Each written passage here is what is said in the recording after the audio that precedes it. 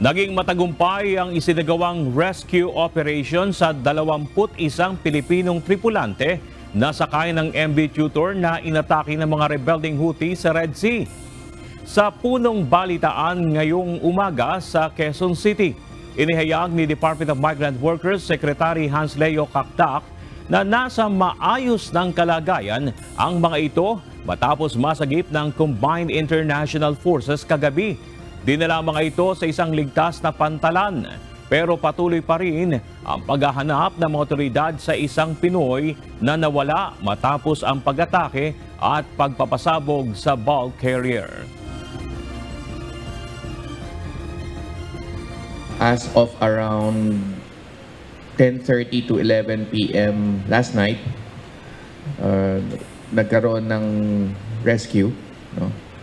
Ang combined international forces doon, and na-extract from the ship. Kasi yung ship was adrift in the southern Red Sea.